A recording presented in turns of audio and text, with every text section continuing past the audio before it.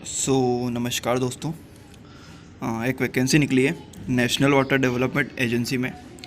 जिन लोगों ने स्टेनोग्राफ़र कर रखा है और एलडीसी यूडीसी की कुछ पोस्टेज इसमें आप भर सकते हो यदि आपने स्टेनो यदि आपको आता है तो।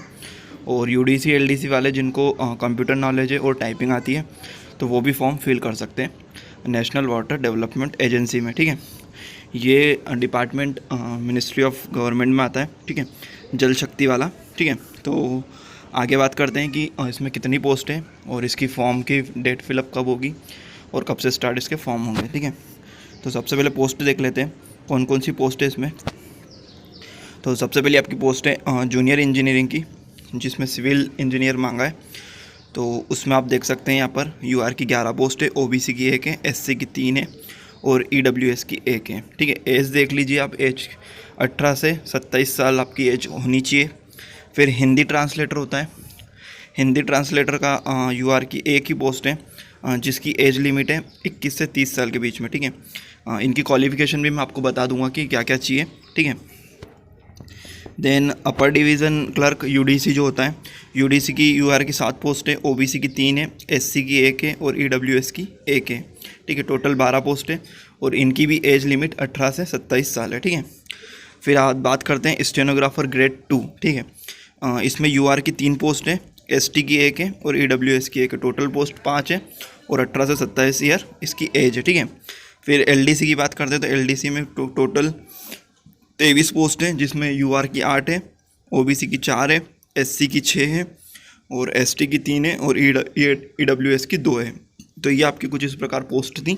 आगे बात करते हैं कि इसकी जो क्वालिफ़िकेशन है वो क्वालिफ़िकेशन मैं आपको मेन बता देता हूँ। जैसे जूनियर इंजीनियर है तो इसमें आपको सिविल इंजीनियर चाहिए। ठीक है, देन नेक्स्ट है हिंदी ट्रांसलेटर। यदि आपने फॉर्म भरना चाहते हो तो आपको एमए में हिंदी से आपने एमए किया हो with English as a compulsory elective subject. ठीक है, तो आपको हिंदी से अपने यदि एमए हिंदी या इंग्लिश से एमए किया है तो आप ये फॉर्म हिंदी ट्रांसलेटर के लिए भर सकते हैं।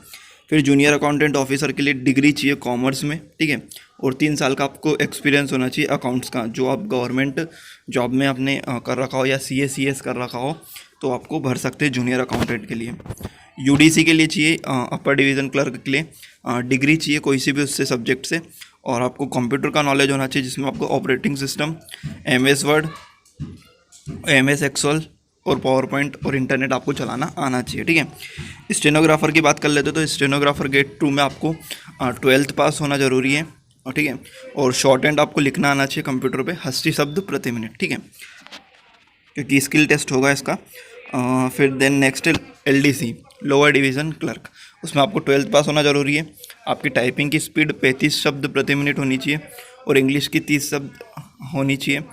35 शब्द इंग्लिश की होनी चाहिए और 30 शब्द हिंदी की होनी चाहिए कंप्यूटर पे। ठीक है, और नॉलेज होना चाहिए आपको ऑपरेटिंग सिस्टम का, एमएस वर्ड का, एमएस एक्सेल का, एमएस ऑफिस का और पावर पॉइंट इंटरनेट का। ये सारा आपको नॉलेज होना चाहिए कंप्यूटर का। फॉर्म कब से भराएंगे तो फॉर्म आज ही से स्टार्ट हुए हैं, 10 तारीख से, 10 मई से, और लास्ट डेट इसकी रहेगी 25 जून। ठीक है, तो काफ़ी टाइम दिया है इनने लास्ट डेट के लिए। और कंडक्ट होगा, अभी इनने एक डेट नहीं दी है कोविड के चलते हुए, तो पहला सीबीटी होगा आपका कंप्यूटर बेस्ड। ठीक है, प्री, फिर उसके बाद आपका स्किल टेस्ट होगा। तो अभी इनने एग्ज़ाम डेट नहीं दी है, इनने लिखा है कि विल बी नोटिफाइड लेटर, तो मतलब बता देंगे कुछ दिनों बाद।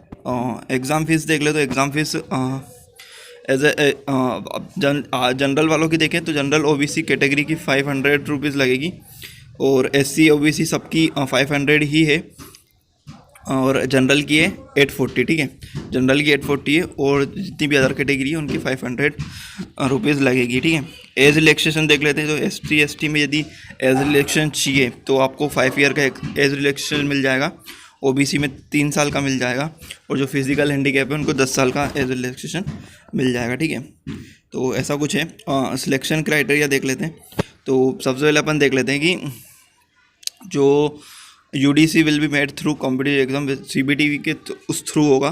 ठीक है, then the post of stenographer और एलडीसी के लिए देख लेते हैं।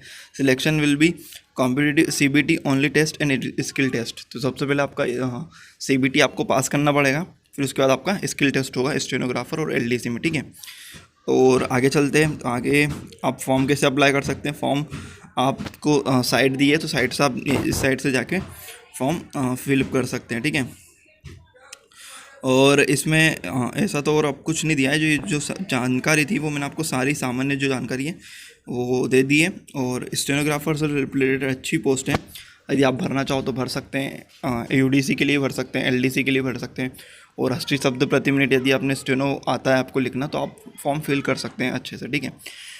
तो चलिए, आई होप कि वीडियो अच्छा लगा होगा, तो वीडियो को लाइक और चैनल को सब्सक्राइब कर लीजिए ताकि आपको ऐसे लेटेस्ट अपडेट्स जॉब से रिलेटेड मिलती रहेगी। Thank you.